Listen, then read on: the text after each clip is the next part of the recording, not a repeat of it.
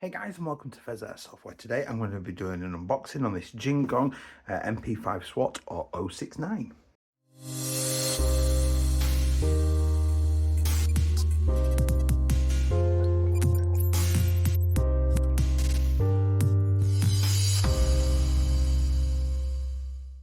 Hey guys, and welcome back. If you do enjoy this content today, please do consider liking, commenting, subscribing, because those interactions help me get seen by the YouTube algorithm. That helps the channel to grow.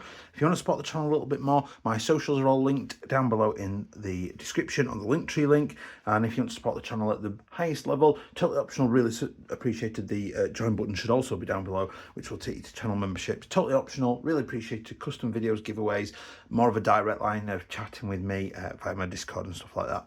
So we're going to get straight into it then. So I am back. I've had a little bit of a breakaway from things at work. Has been quite manic.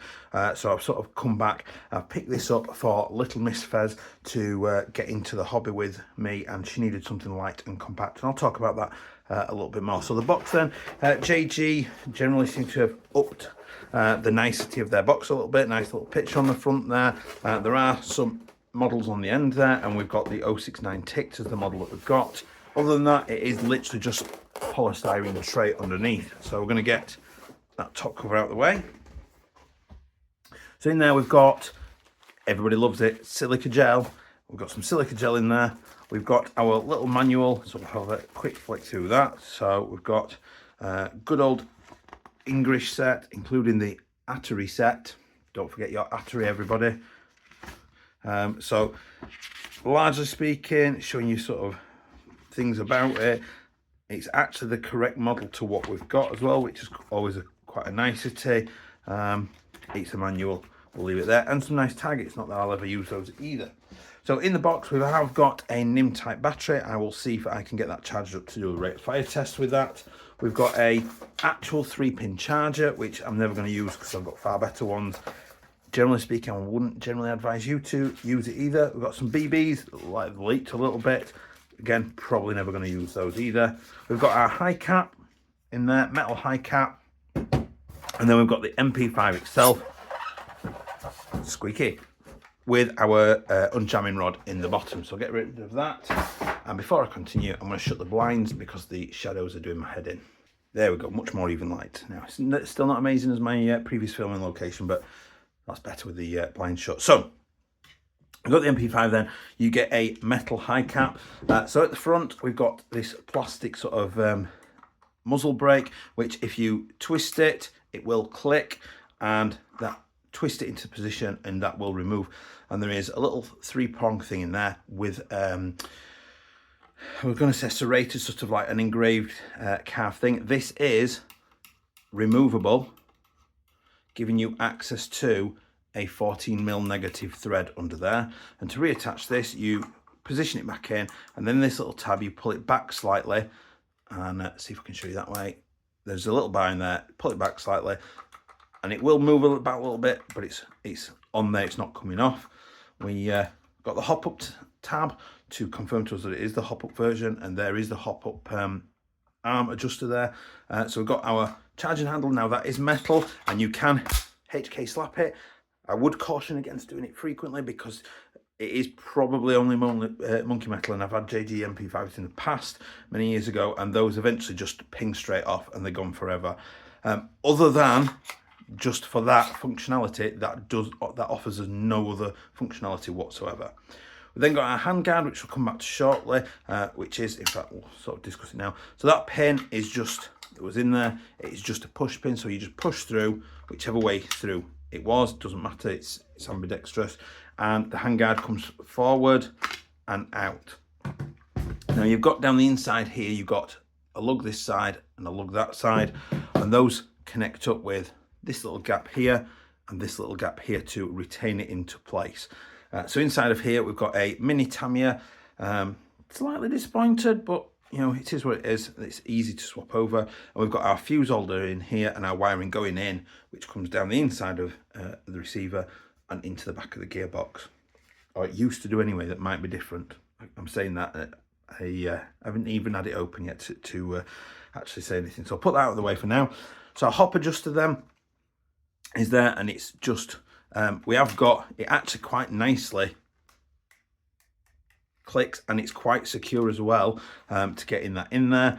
To put your handguard back on, you're just going to bring that back in. It is quite a small battery space in there. We'll have a look at batteries now. It does come with a mini type NIM battery.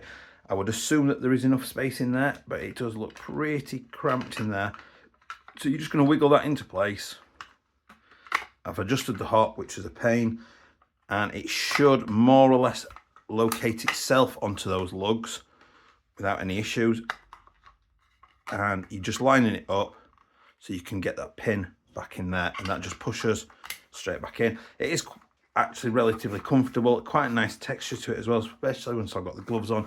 I'm pretty sure that's going to hold well. Obviously I did adjust and catch, might just shave that off a little bit just to give it a little bit more room in there so it's not always catching on the hop unit.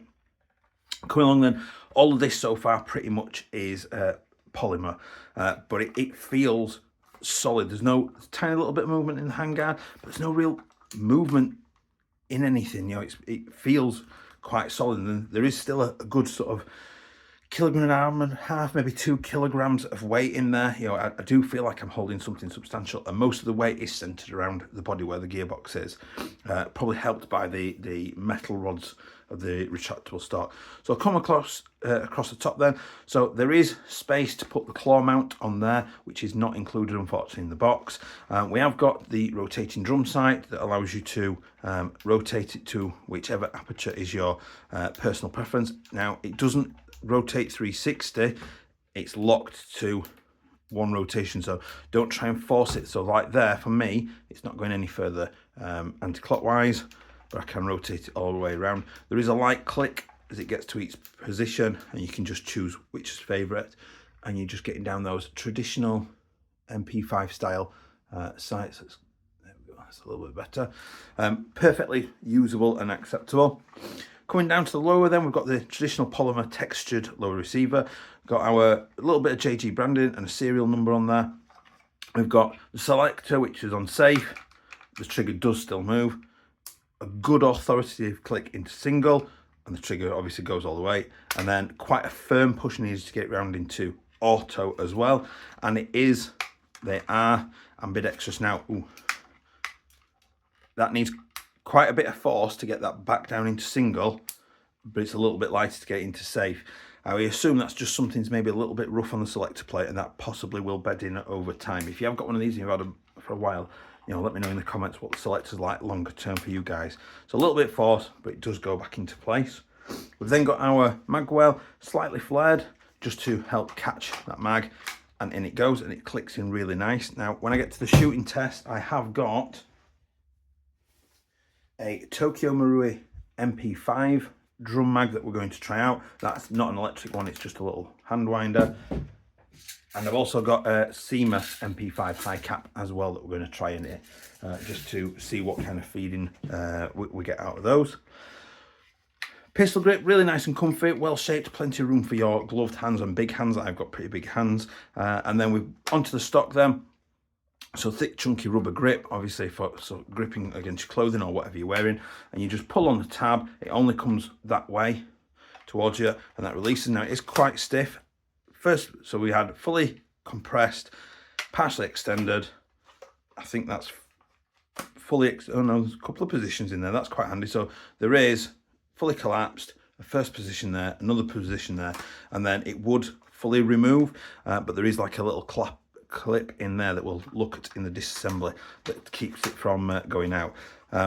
It was a little bit stiff, and it is a little bit stiff. It will bed in, but there's no real movement in that, which, you know, is pretty nice and solid. To remove your mag then, you've got two options. You've either got the thumb press there, and you just click that in and the mag comes out. Alternatively, if you prefer, you have got a button there that you can press and you can release the mag out of there. So you've got two mag options.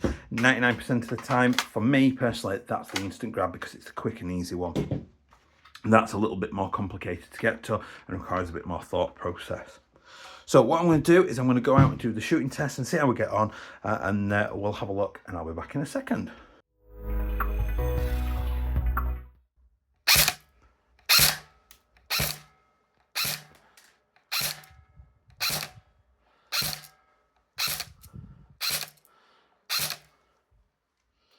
So So max 336, minimum 329, average 334.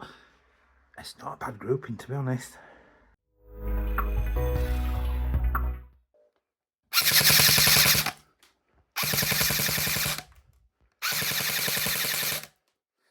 So 10.5 towards 11 rounds a second.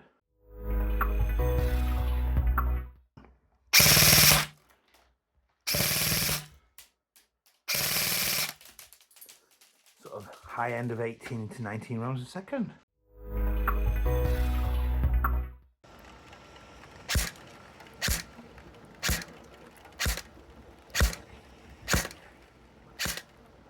That's easily over 50 meters.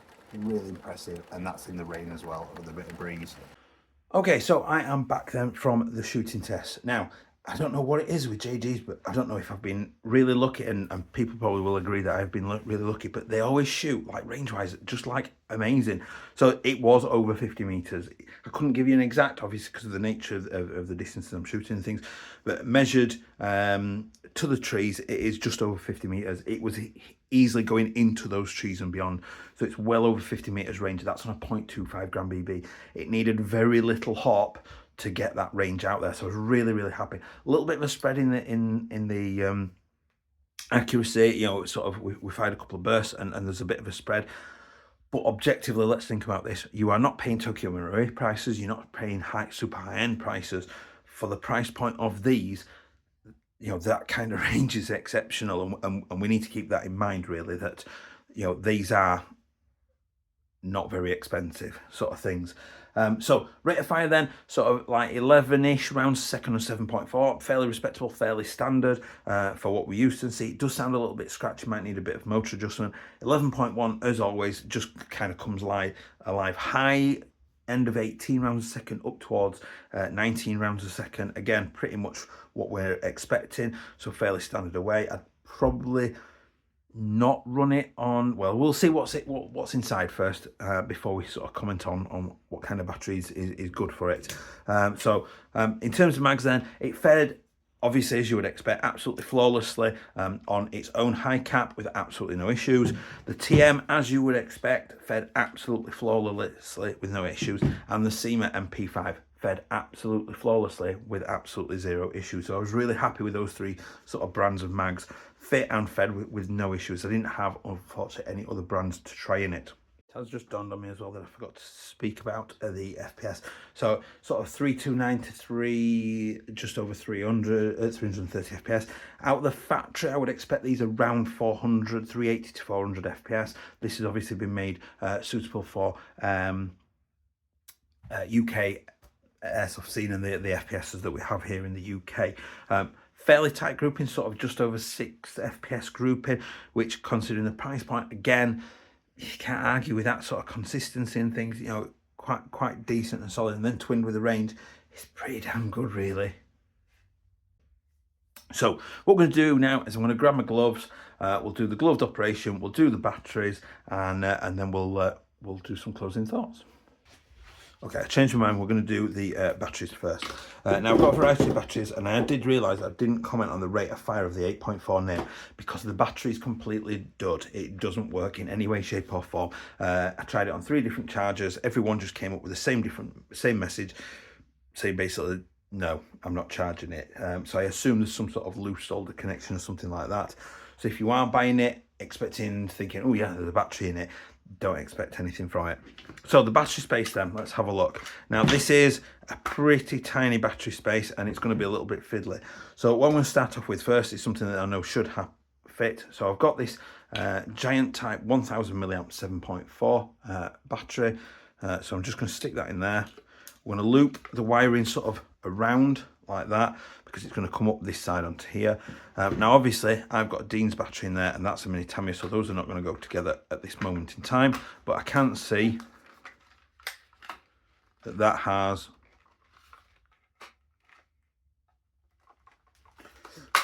been an absolute faff. There we go.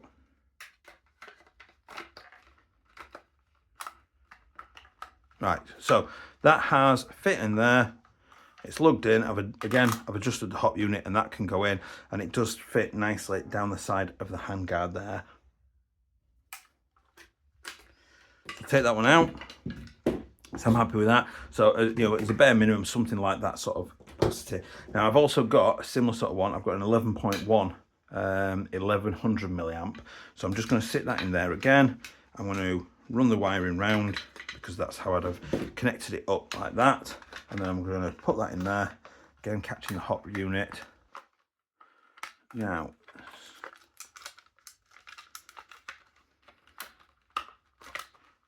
there we go. So I just had to move that about again. It's got in position.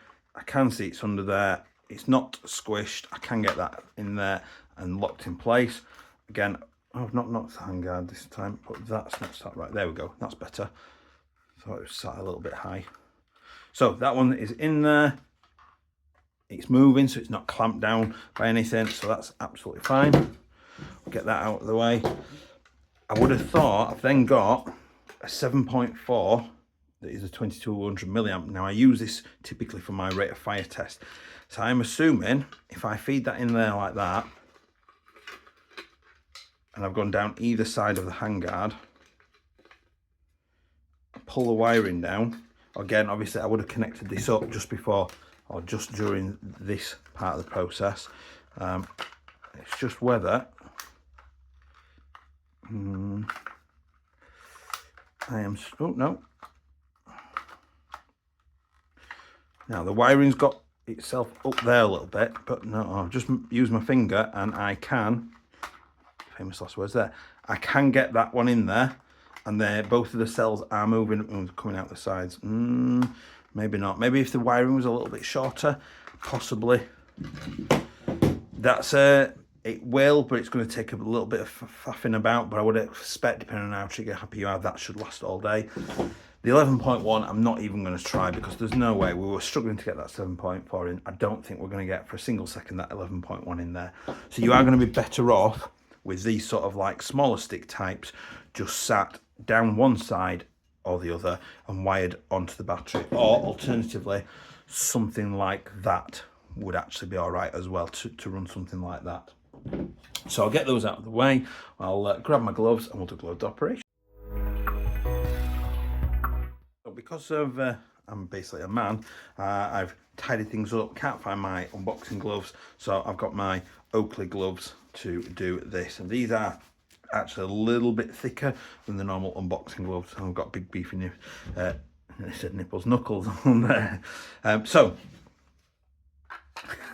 you know what? Oh my god, that's appalling. So get the handguard on. So the handguard, I actually managed to get that on relatively easy. I can get that off. I'm pretty sure with a little bit of messing about, I can probably get, put that down. You're certainly not going to be doing this mid-firefight, you know, maybe you are, but I would advise you to take your gloves off because you're going to be causing, you know, a lot of messing about to be happening whilst you're getting that in. Pretty sure I can get that in. The hop unit, because of the tactile click, I don't feel it in terms of necessarily, you know, the pressure I'm putting on, but I can feel the click pass through and I can certainly hear it. So I'm happy that I can adjust that with these. The selector, happy, I can do that. The mag, really happy, and it is easier. It's definitely easier to catch this button at the bottom there. And then the stock itself, a little bit stiff. I am happy that I can get that into position. That's actually a really nice shouldering position for me, that there, without it. In fact, that is perfect. I actually like being quite compact, so that's quite a nice shouldering position. So I am happy that I can operate that. I'll talk about the mag in a second. It is a high cap, so it's got the winder underneath, and the hatch. Oh yeah, I can get hold of it. It's a little bit fiddly, but I can get hold of the top of the mag if I need to, which we'll talk about in a second. So the mag then, just because I think it's good for clarity, the type of mag. So this is a high capacity mag. So what we do is we have to open up this hatch, we pour our BBs into there. These are around 200 round mags that you've got here. Now, please do not fill up that tube.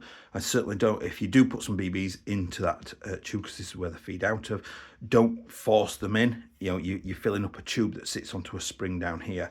And all you do is we're going to keep the mag mostly upright. It doesn't have to be perfectly vertical, just mostly upright. And then we're just going to wind that mag. And what that does is initially, the first few take the BBs that are in here and they feed them up this tube ready to come out the top. Once it can't feed anymore, it basically tightens the spring up. So as the BBs come out the top, the spring unwinds and keeps the cog turning and loading the BBs up. Now, I wouldn't have thought you will get all of the BBs out on one full wind, and you keep winding until you get like a clicking noise. Any experienced player on site with you will be able to tell you what noise that is that you're listening for. So that's a high cap, so obviously keep that in mind. So other than that, again, it feels solid enough. You know, there's no real massive creaking in it and things like that. A lot of the weight is centered around the stock. The stock is going to come off for little Miss Pheas to use, just because she won't need it, she won't use it. So we'll put an end cap on of some variety just to keep it smaller. Yes, I could have got an MP5K. Yes, I agree with that. However, all the ones I could find in time were basically all metal bodies, which weigh substantially more than this. So we've kind of gone down this route. So this is the route we've gone. Obviously, twinned with that and a couple of high caps, should be happy all day. So, you know, for the price point of these, the performance, you really can't argue. Great entry point. You know, we'll have a look at the internals and see what they look like in the next video, which will be linked down below when it is available. So I hope you've enjoyed that. I'll leave the usual videos. Thanks for watching. I will see you next time. Bye.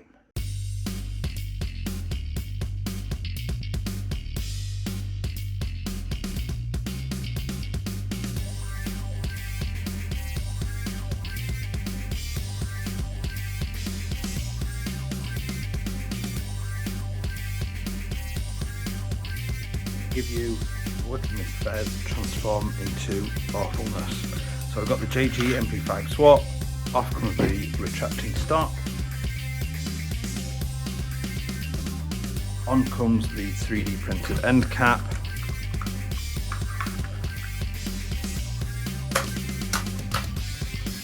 there we go, there we have it, with no transformations complete without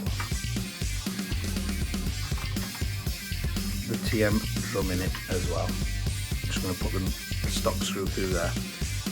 I'm sure you all absolutely adore it, but she absolutely adores it, and that's all that matters. Enjoy.